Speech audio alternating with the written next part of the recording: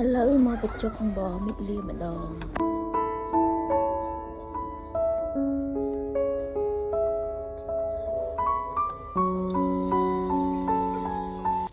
ពេលដែលញ៉ាំឆ្អែតហើយមិត្តលាគាត់គេងលក់ហើយឡើយ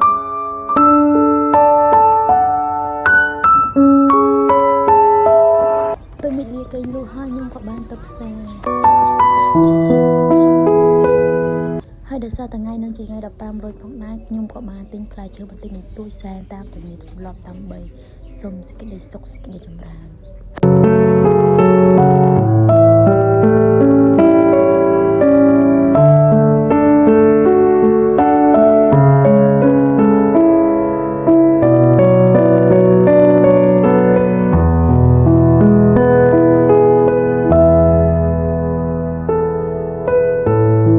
ចប់សពគ្រប់អស់ហើយខ្ញុំក៏ចុះមកធ្វើម្ហូបថ្ងៃនេះផងដែរខ្ញុំធ្វើស្រូវម្ជូរគ្រឿង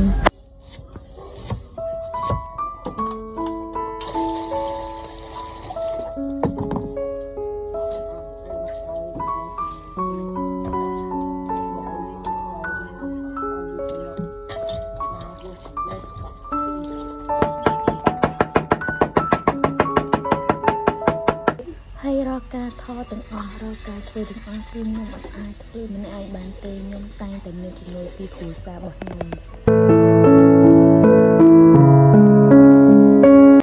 ហើយកន្លែងនេះខ្ញុំជឿជាក់ថាម៉ាក់សឹងតែ 100% ហើយមើលឲ្យញញឹមដូចខ្ញុំអញ្ចឹងដែរ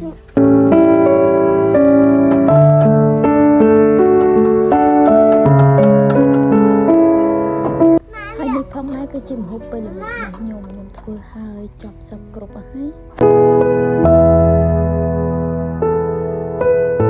ហើយព្រះអាទិត្យក៏រៀបលេចល្មម